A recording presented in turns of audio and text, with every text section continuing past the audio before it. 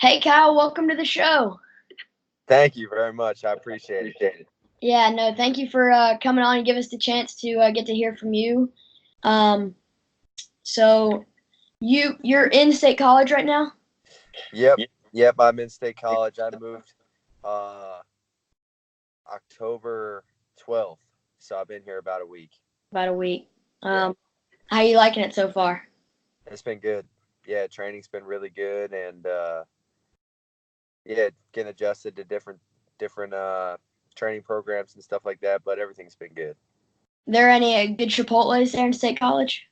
Yeah, yeah. There's a couple. Yeah, I've been hitting it up. A couple of Chipotle's out here, but there's also another really good place called like Roots Natural Kitchen. It's similar to Chipotle, but I think it might be a little healthier. So, um, yeah, That's okay. So let's get into kind of your wrestling and so first, how did you get introduced to the sport and just when was that? When yeah. was So I started wrestling when I was 5 years old, and I was always a aggressive kid, and I liked fighting and just being rough and stuff like that with my brothers and uh, different people. So one of my dad's friends thought that I'd be good at wrestling, and so they put me into wrestling and just wrestled from when I was 5 years old, and now I'm still wrestling. So I've been uh, doing it for a while. you plan to stay in it for how long you want to stay in wrestling? Yeah, we'll see. I mean, I'd like to compete for a long time. Um, we'll see. Whatever God wants me to do is what I'm going to do. But um, I'd like to wrestle for uh, another 10, 12 years, something like that. So I'm pretty young now. So hopefully, Lord willing, can continue to compete for a long time. So where did you start out at the beginning of your wrestling career? Where did that start? What club? I started wrestling with the Warriors. It's a club in Carroll County, Maryland. And then I bounced all over the place. I wrestled for a team called the Warhawks for most of my middle school years. I went to a club that Colot ran. I went to a club in Mount Airy with a great coach. So I went to a lot of different places. So I'm gonna get a little bit of pop culture here. Mount Airy is where they filmed the Andy Griffith Show. I enjoy watching that. So I've actually wrestled with the Warhawks before You in have? Maryland. Yes, sir. So that's pretty cool. Wow. And where when was the progression where you started with Colette? When did you first get there, and how did that come about? Yeah, he just ran a club. Uh, when I was in elementary, middle school, and even in part of my high school, he was running a club that was about 55 minutes from my house. So most of the good guys from Maryland and Pennsylvania and Virginia would travel to his club and compete and train. So I think I started going when I was in middle school, and then I continued going in high school, and then Kola took the job at UNC, so he left, and the club kind of stopped after that. But How um, old were you when you left?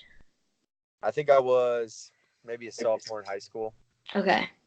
Yeah. And then you left to the OTC like 2 years after that. So you basically had him your whole youth career. Yeah. Okay. Yeah. So, no, I mean, when I was real young, I wasn't going there, but yeah, middle school and early high school.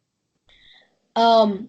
So did you immediately love the sport and just find that passion right away, or did it take you a little while? And if so, what sparked that passion? Yeah, it took me a little while. I mean, the, just probably like anybody, the first thing that I liked was that I was winning. So I was pretty good when I was younger for wrestling. I was bigger, so when I wrestled guys that were my age and my weight, I would do well against them. But when I wrestled guys that were older and the same weight as me, I'd struggle a little bit. So I didn't like that as much.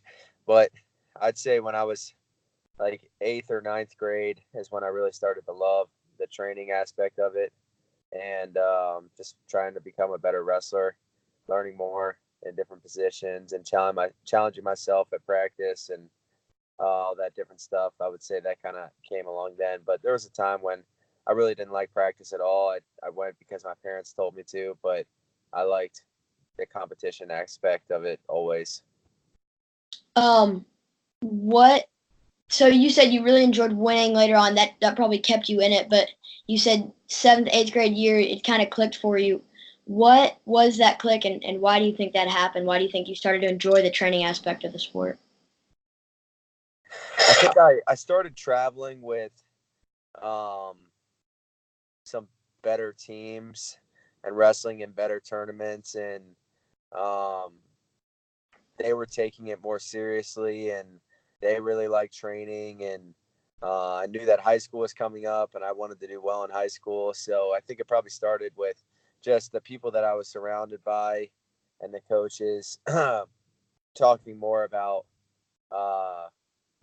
if you don't love it, it's going to be hard to improve. So, and I liked it before the hand, but I don't think I loved it. But then that kind of just made sense to me, and uh, I want to try and be as good as I could be at it. So that's Definitely. when it all started. What was your first big or national event? Where was that? I think when I was in fifth grade, I wrestled in the Tulsa Nationals in Oklahoma. Yeah, It's a good one. Why yeah, why did you go that? That's a long way from Maryland. What happened? Why did you decide to go to Tulsa? yeah. I think my my grandpa, my pop pop, and my dad. Um, so they thought that I was pretty good, and they heard that this tournament was good. So they just wanted to see if I matched up with probably the rest of the kids in the country who were around my age and weight, see how it went. So that's why they took me out there. Probably How did that go? I won. First year at Tulsa? Yep. That's pretty crazy. So right now the club scene in Maryland has kind of grown a lot, and you got all kinds of clubs in Maryland. And they're becoming a pretty successful state. Um, and then now they just hired Coach Clemson from Missouri as a head coach at Maryland. Could you talk a little bit about the growth in Maryland and kind of why you think that's kind of happened? Yeah. Well, we've had uh, some success. Helen's been successful. I've been successful. Miles Martin wrestled in Maryland, and he's done really well collegiately. So maybe that sparked some. Aaron Brooks is out here at Penn State, and he's tough. Um, has done well in the junior level and stuff like that. So Kurt McHenry has done well, and so maybe that sparked some more interest in the sport in Maryland. Uh, but honestly, I don't really know too much about the whole club scene and stuff like that. You know, I know what's going on with the Warhawks because I wrestled with them for a long time and I go back to their club occasionally, but I don't know what's going on with the other clubs. But Yeah. it's good. You're probably more of an expert than I am, so that's good to hear. Well, they definitely are growing and becoming more of a power state. That's for sure. Nice. Um, then another thing about kind of your youth career before high school, I went to a camp where you were the clinician a couple of years ago, and you really seemed to stand out to me as someone who enjoyed working with kids more than the standard wrestler competitor. Maybe a little bit of a calling for you. Did I see that right, or do you think you have a future in coaching and working with kids later on? Yeah, I love working with kids, especially ones that are really interested in learning and becoming better. But they're just funny. I mean, little kids say funny stuff, and as you get older, then it's cool to work with the ones you can pick up the technique that you're teaching and stuff like that. But I mean, I don't know. I'm not exactly sure what I'll do, but whenever I do something like that, I just want to do it with my whole heart and give 100% effort to everyone who's there and try to make them better and try to have them have a good time while they're doing it. So I try and go as hard as I can in those things for that reason. And that's awesome. Do you have any plans that you'd like to do after your wrestling career? Some people talk about MMA, and I know you've said at Worlds you said you don't want to do that at all, but how about college coaching or coaching at RTC or something like that? Where do you see yourself after wrestling? I'm not 100% sure. I might. I I really, Lord willing, I can compete for a long time, because I love practice and I love wrestling and training and um, competition. So that's really exciting for me. But I don't really know what I would do after. I see a lot of the stuff that coaches have to do, and it seems like coaching is going to get even more difficult in the upcoming years because of different rules changing with paying athletes and stuff like that. And I'm sure that'll make recruiting harder. And so I don't know if I'd want to do that. Maybe work in ministry in some sort. But we'll have to see. So moving on to your high school career, one of the things that sticks out to me is your Fargo with Jaden Cox when you wrestled him, I think 4 times. Yeah. But that weekend, could you just talk a little bit about that weekend and how that went? And did you ever hear of Jaden Cox before then? Yeah, I heard of Jaden before because, there was some good 215 or 220 pounders in my weight, but um, he was he stood out because he was like really athletic Hmm. for how big he was. And I was like, man, I didn't know that there was another guy out there who was, this athletic and could shoot and move and get his legs back and sprawl and different types of stuff like that. So yeah, I Especially went. freshmen too, Yeah, because y'all were both freshmen wrestling cadet. So that was yeah, he might have been a sophomore. really wrestling cadet Yeah, at I think Fargo. so. Okay. Yeah, I think he was a year older than me. So, yeah, so then we wrestled 2 years. We wrestled our first year, we wrestled twice, and then the second year, we wrestled twice again. I think we split both times, but he was good, and he still is good, obviously. So, continues to get better. Did you was it a you won Greco both years and he won freestyle, or did you split the styles too? I think we split the styles too. Oh, wow, that's Yeah. crazy. Yeah. And then you guys both ended up being kind of rivals for a little while there in college when you were 97, and then now you're teammates on the world scene, um, and train and practice together pretty frequently. Um, and then your senior year, you made the decision to move over to the Olympic Training Center in Colorado Springs. How did that decision come about? When was the first time you ever thought of moving away from home to Colorado? Yeah, so I um, Uh, wrestled in the field of juniors in Wisconsin my sophomore year of high school, and I ended up taking, I think, third place or fourth place, something like that. And uh, Coach Slay and Coach Attic reached out to me about moving out there for my senior year of high school after that. So I kind of had my whole junior season to think about it and made the decision somewhere in the middle of uh, my junior season at Good Counsel High School. And it was an easy decision because I had pretty much done everything I could, but the training partners that I had uh, in Maryland, and I knew that I'd be provided a better environment in the Colorado Springs with, um, world and Olympic champions as coaches and training alongside the current world team members and all that. So At the time, were you committed to Ohio State? I committed to Ohio State uh, January 1st of my junior year. Okay. So that decision did come about. Did that college commitment have anything to do with your move, or No, um, I think I made the decision to move out there before then. okay? Yeah. Um, so what were some other schools that you were considering for college, and why Ohio State? I was considering Penn State, West Point, Virginia Tech, Oklahoma State, Maryland, and Ohio State. Those are the schools that I was thinking about. And I chose Ohio State at the time. A big reason why was the RTC that they had there. Keith Gavin, um, J.D. Bergman, Tervel Delognev, Mike Vasillo, Nick Heflin. There was a lot of guys that were training and competing to become, Olympic champions, world champions, and uh, I knew that those guys would be able to push me and make me better wrestler. So that's why I did it.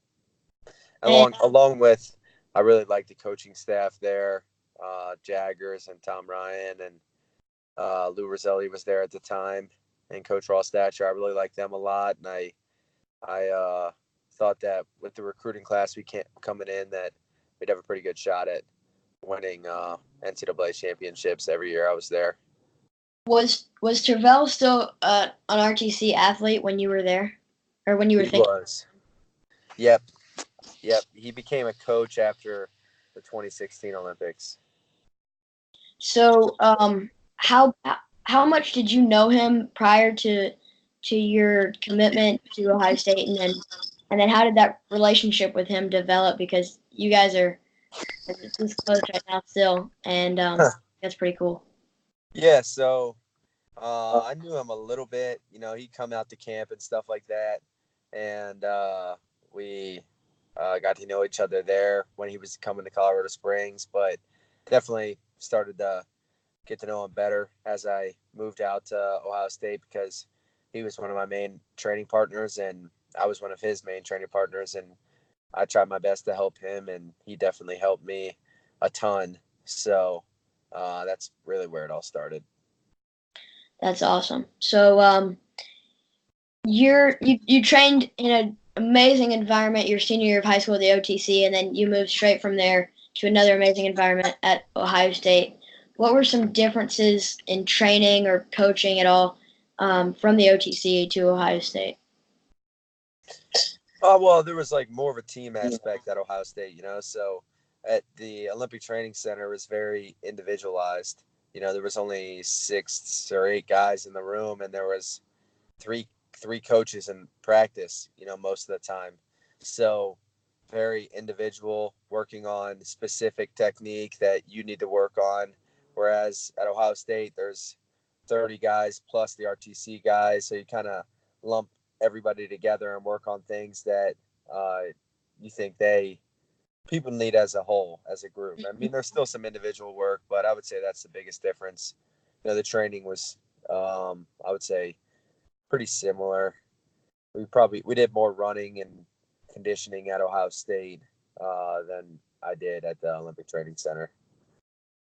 So, moving from Maryland to the OTC, comparing that jump in your wrestling to the jump from moving to OTC to Ohio State, which one do you think was a bigger jump in your wrestling?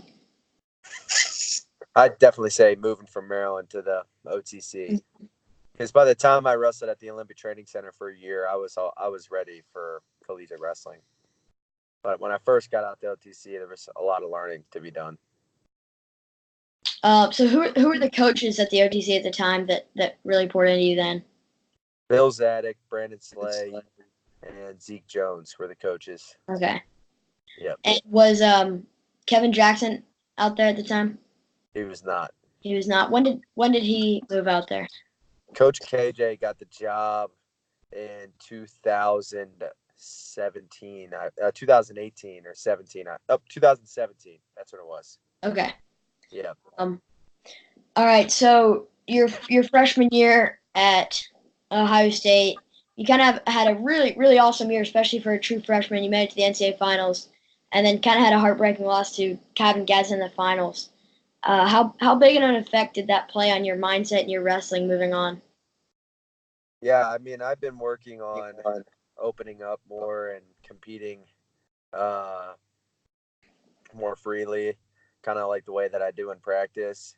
But it was just tough to make that adjustment during the collegiate season. I was still holding on to things and protecting stuff. But then after that loss, I had more time to kind of just reflect on the way that I wanted to compete and wrestle. And I got a lot stronger after the NCAA season, and that helped me compete internationally. So definitely sparked some assessment Mhm. in the way that I'm thinking about competing. And I always train hard, so that's really not that big. That's not too big of an issue for me ever. But um, it helped me mentally, yeah, to continue to pursue competing more freely. So that summer, you kind of, I mean, No disrespect to Kevin Gadsden, but you went from being behind Kevin Gadsden to returning Olympic champ Jake Varner, and then Gadisov at Worlds. What was the switch that you made that spring, that summer, to be able to jump your wrestling game that big? Yeah, I think a lot of it was mental because in the room I was wrestling with, like I said, Tervel and JD, and those were some of the top guys in the world. And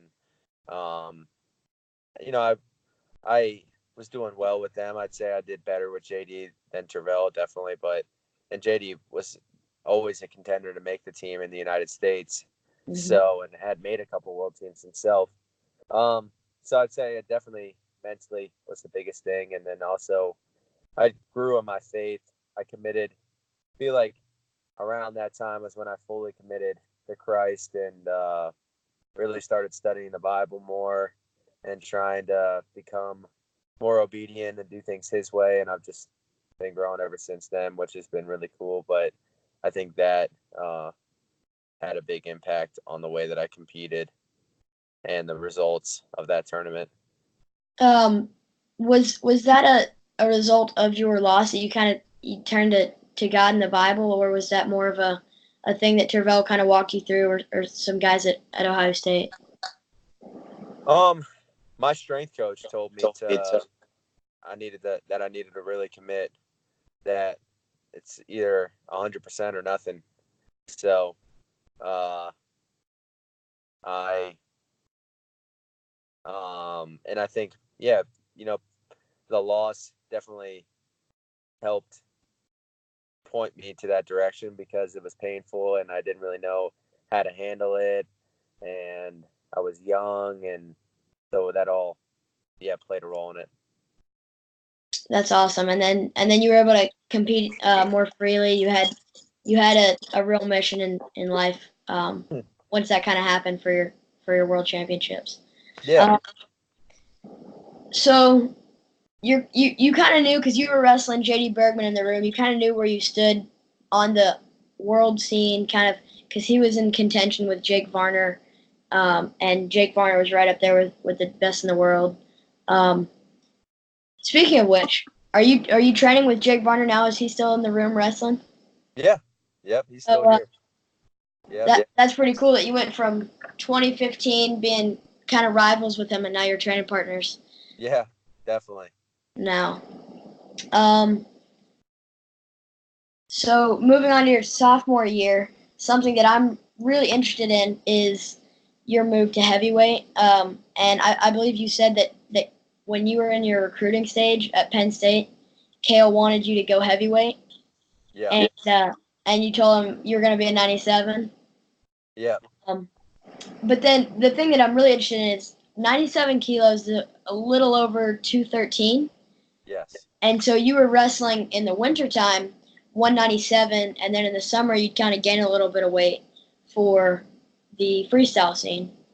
right, Would be going from below to be going up for the freestyle scene, and then when you moved, you were going down for the freestyle scene. So it wasn't just 97 to heavyweight; it was 97 up to 213, back down to 97, up to 285. So it was a little bit of a more complicated jump than it was if it was just college wrestling. Why did you make that decision, and what were the details in that?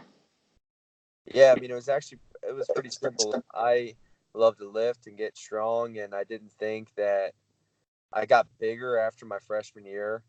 I was up to like 225, 230, and I just didn't think that cutting down to 197 would be good for me internationally. And I thought that I could win at heavyweight. I thought that even if the guys were bigger than me, I could still win. So that year you kind of had two decisions to make, and that was moving up to heavyweight and taking an Olympic red shirt or not, because you had just come off a world title, you were number one in the world, and you had the chance to take an Olympic red shirt and really focus on that Olympic title. And that was kind of the decision for the first semester, wasn't it? Yep. Yeah. For the first semester, I was Olympic redshirting. What came about that made you want to change that decision? Was it the team aspect, or you just felt like the college season prepared you very well for the freestyle scene? Yeah, it was basically the team. Coach Ryan said that uh, it would be best for the team if I came back and competed, and I told him I'd do it. So he just walked in the hallway one day and he was smiling at me real weird. And whenever he does that, I know something's on his mind. So I asked him what's going on, and he said, "Come into my office." And then he told me he'd like me to, pull my Olympic red shirt and compete this year at the Big Tens and the Nationals. And I was like, "Yeah, I'll do it." I talked to my parents a little bit about it, and then decided to do it. So once I made the decision, there was no looking back, no excuses. Just go out there and compete. And then that year you were wrestling the defending champ beast Gwizdowski. Um, and so that was kind of a super match. Everybody's looking forward to that. You had the guy moving up from 197 who had decided to take an Olympic red shirt and then pulled the shirt off, and then you were wrestling in the super match against Gwizdowski that was overtime and just a historic match. So Yeah. how did that mindset go about? Because you went from all focuses on freestyle, I'm trying to make an Olympic team and win that event to, oh, now I'm winning for my team. I've got Gwizdowski to game plan for. Did you do any game planning at all? And then you kind of jumped right in and then had a battle with him in the NCAA finals. Well, me and Gwiz had trained a good bit together in that summer, so I didn't need a game plan for him really. I knew what he was going to wrestle like, and we had wrestled a lot of live minutes against each other, so I was familiar with his style. Um, and the goal was still the same. I wasn't thinking about uh, when I was wrestling at the NCAA's. Of course, I wanted to help our team, but still, what was in my mind was making the Olympic team, and then trying to win a gold medal at the Olympics. So I was doing everything in light of that, even at those tournaments. And I really didn't train folk style at all. I knew I'd be able to get off the bottom if I needed to, and um, I just wrestled on my feet pretty much. Yeah, that's kind of has been your style throughout college. One of the guys you're one of the guys that just take them down, cut them. You're freestyle bred, pretty much. So Varner, or we talked about Varner. You competed against, and now you're training with him. We talked about Cox, you competed against, and now you're training with him. And Gwiz is one of those guys that I know he's frequently at the NLWC, and then you also train with him through the world team stage, national team camps, and stuff like that. So there's three guys that you were kind of rivals with, and now you're good buddies with and training partners. So Yeah, that's cool. yeah, that Um, is. and then so that I'm kind of going back a little bit that season at the Yards, and what time of year was the Yards in that 2016? January. January. So it was. Had you decided to pull your Olympic red shirt yet? I either did it right before then or right after it. Okay. So you headed over to the Yargin and and lost to. Did you lose in the semifinals to Boltakayev? Yes. Okay. And Varner was on the opposite side and made it to the finals. So you finished behind. You ended up getting bronze, finishing behind Varner and Boltakayev. Did that change any mindset or any game planning that you thought you might have to do for Varner or Boltakayev for that year? No, I was happy I got to wrestle Boltakayev, and it would have been cool to wrestle Varner in the finals. But um, I feel like I always do better with people as I continue to wrestle them. Uh, so I knew I'd have to fix some finishing. I had some issues with that, and um, but he was on. Boltakayev's a good wrestler, so I knew it would be a tough match if we competed against each other again. Mm-hmm. So you ended up making that team again, beating Varner super close, and then you went to the Olympics for the first time. What was that experience like? People say a lot of times talk about how the Olympics wrestling is a lot of times the same, but the atmosphere is a lot different than Worlds. What was that like for you? And did you watch any other sports where you were there? Was it any different? Yeah, it was different because you walk in the opening ceremonies, and I mean, the World Championships and the Olympics are very similar in regards to what who you're competing against and that type of stuff, but they're also very different because there's just a lot more prestige at the Olympics. People uh, really just care more about the Olympic Games. So it makes it more exciting for the competitors and preparing for it. There's more attention and stuff like that, which is all fun. And it's not why I do it, but it's still fun and cool to experience that different type of stuff. So, yeah, I never went. I didn't go. I was the last event um, at the Olympics, and I was actually, I think, the last medal for Team Hmm. USA. So I didn't get to go to any other sports. I just went there and trained and then competed. Um, so how well did USA do that year as a team? I so Tervel took fifth. I took gold. Jaden took bronze. Jordan didn't medal. Molinaro took fifth, and then Dennis didn't medal either. I don't. So, um, overall, it was a solid year. 3 medals. Um, with you, Cox, and then um, there were 3 medals. And 65 was Metcalf, or Molinaro. it was Molinaro. He took fifth. So you had 2 medals, and you and Cox, and then 2 fifths. Yep. Solid year, but the jump from 2 medals to first the next year. What do you think was the biggest change in American wrestling? Because going from 2 medals to 3 golds and just killing it the next year. What was the difference? Yeah, that's a good question. I mean, it was a similar team. We had Gwiz at heavyweight, Rutherford at 65, uh, Gilman at 57, um, you know, Logan at 61. And, so the team was similar, but I don't know. I mean, I think guys just wrestled closer to their capability. And, I mean, I would say everyone was prepared for the Olympics just like they were for the World Championships. But yeah, guys just competed a little bit better that weekend for some reason. Not sure why. So moving back a bit into your college career, 2017, the season of 2017, so it was 16 and 17 was kind of the first year where you came in looked at as the undisputed favorite for your weight class, and with Medbury behind you. Um, what was that like? Was it any different? Did it feel any better? Did you compete any better? Did you hold on to your title, or was anything any different for that year?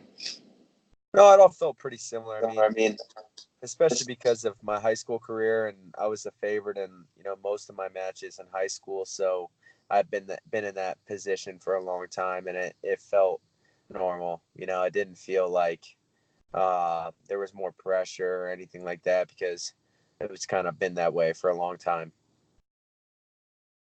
And then the super matchup was kind of laid out for that freestyle season with Sajalayev. He moved up from 86.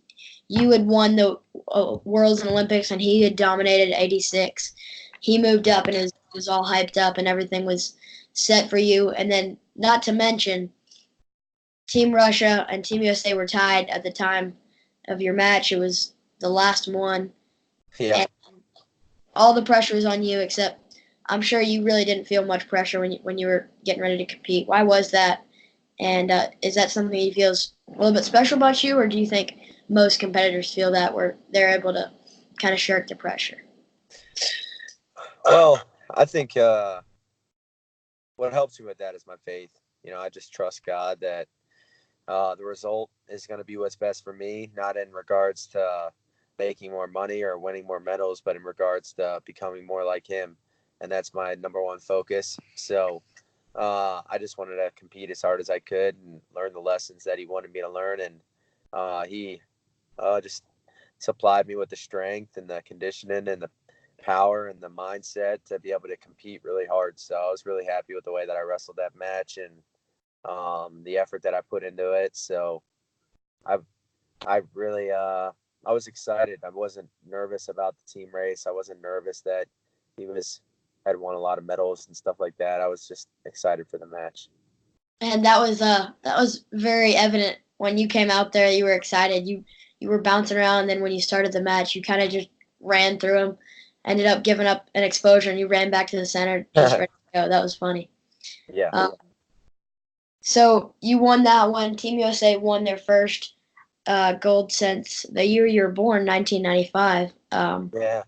So that was, I'm sure that was very, very cool for you. And then your senior year, you were again came into nationals as the favorite, came into the season as a favorite. But Kuhn kind of came up and surprised everybody with his return.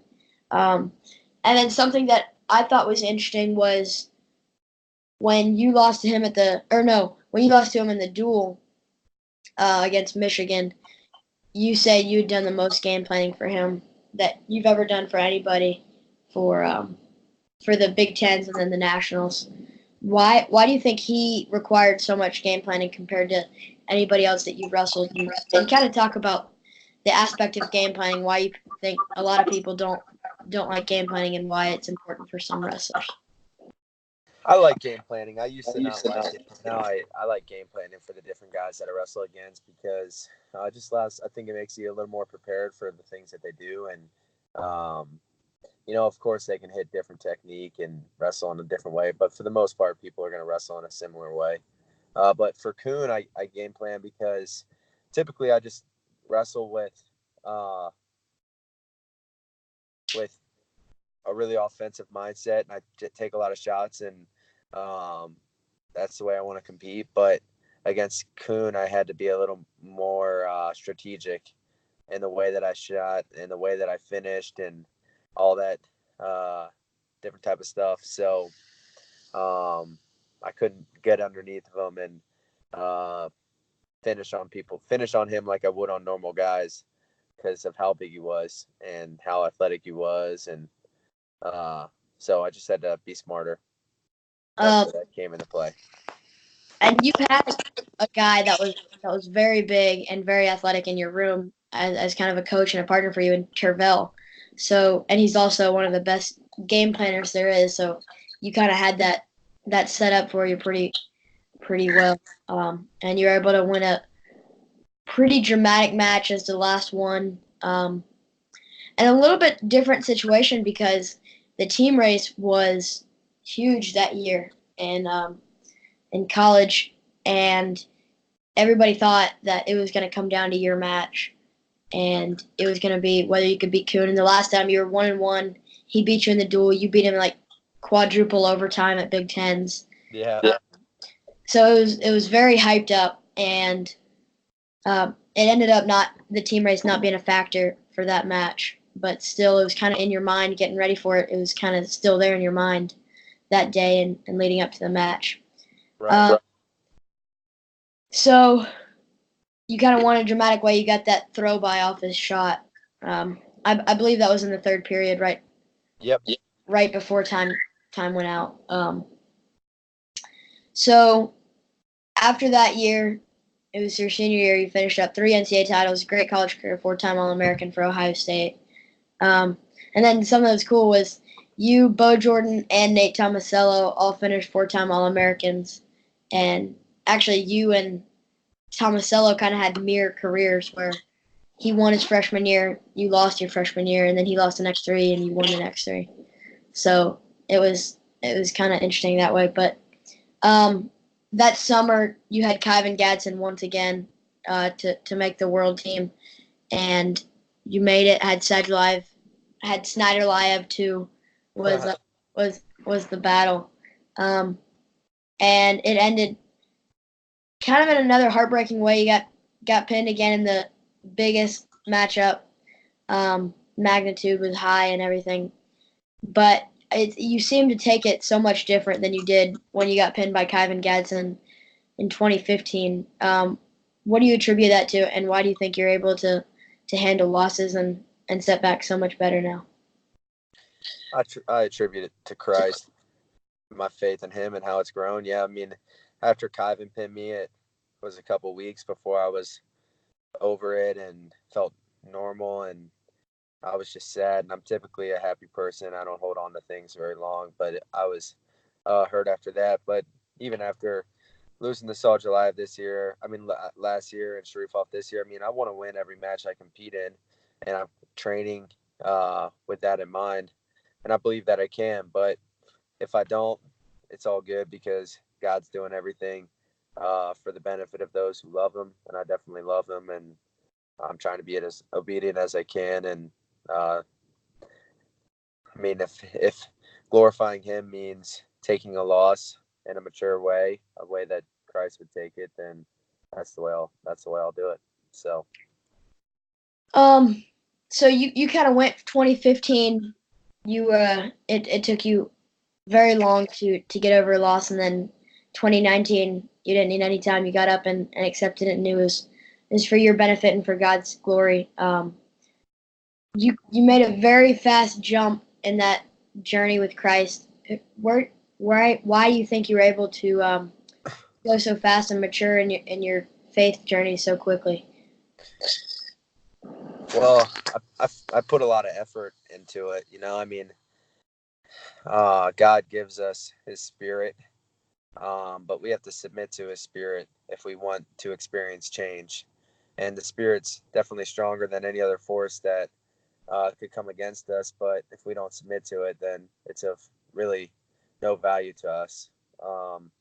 So I just decided that I was going to live the life, live the Christian life out, live my life by faith, and focus on uh, what is eternal and spiritual, and set my mind on those things and study His Word and pray more. And He's just been uh, blessed me with abundance. You know, He's blessed me with more peace, more joy, the ability to endure more, more steadfastness, able to handle things that might be difficult for other people in a way that's easy for me. So that's where that comes from. That's awesome.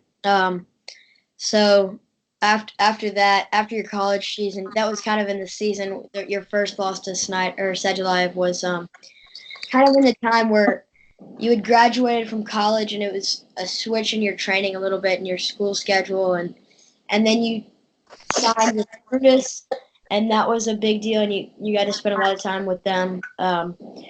What was the biggest change? Because obviously there were a lot of external changes to your life in 2018.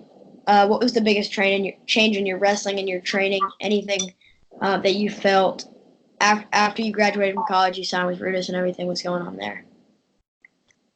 Yeah, I mean, I had a lot of stuff like that going on. I mean, it's it was all good, and they did a great job just trying to help me continue to focus on wrestling, and that they would take care of everything else. So, um, yeah, I mean, the biggest change I would say is I, uh, no longer had the college season to think about and get prepared for, but I have more time to work in the international freestyle training. Now, I've heard some guys like Spencer Lee says he thinks that the college season helped him prepare for that. He really does think that that's a good way to be ready for the freestyle season. Was that a good thing for you? You think getting separated from the college season to be able to focus on your freestyle wrestling, or did you think that the college season was very beneficial for you compared to just focusing on freestyle? I would say it would be better just to focus on freestyle. I mean, you do it because it's fun and you get to wrestle in awesome tournaments and on great teams. But I mean, it would make sense to me that if you just train freestyle and wrestled internationally and focus on that, you'd be a little bit better at it. I mean, who knows? Because most guys do the collegiate way, but yeah. Okay, so I kind of want to ask you about wrestling Kevin Gadsden because you've wrestled him in the World Team Trials or Final X now since 2017. when Varner retired and all those guys kind of left. Have there been any changes in those matches because they've looked fairly similar? Like, well, in 2017 you teched him, but it looked like he was opening up against you a little bit more than he does now. Have there been any changes in those matches, or is it still the same since 2017? I mean, I think he's better than he was when he was in 2017, and I don't really think people give Kyva too much credit when he wrestles me. I guess because of the way that it's gone, but I think Kyvan is a good wrestler, and he does well internationally. He's had big wins. He can wrestle against some of the top guys. So, um, he and he'll continue to improve and try to figure out ways to beat me, I'm sure. So I always got to be prepared when I wrestle against him because I know that he's trying his best to figure me out, figure the world out. So he's a good wrestler. So getting into your move to State College for the NLWC, we'll finish up here. We talked about it a little bit at the beginning. You're in State College now. When did you first think about leaving the Ohio RTC and Ohio State? I think after the World Championships, I reached out to Kale and asked if I can come meet and talk about just their training environment and what they offer. And I really liked what they had to say, and then went back and met with the Ohio State coaches and made the decision. Had you have fairly any relationship with the coach there, Casey Cunningham or Kale Cody?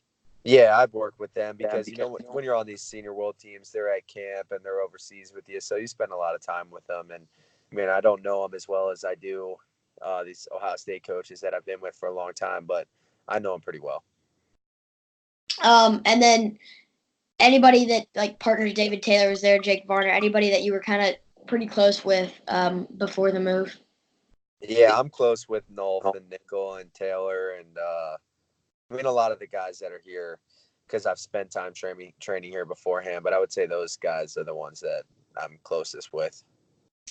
And then how or in what areas do you think this will benefit your wrestling? Because Penn State has a little bit different style than most schools and RTCs have, and they kind of wrestle free and they do a different type of training regimen.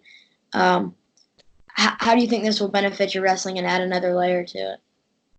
I think that this new perspective and new eyes and ways of thinking about the sport will be good for me. And change, being put into a tough environment where not only you're wrestling really good partners and have good coaches looking at you, but it's also just a change in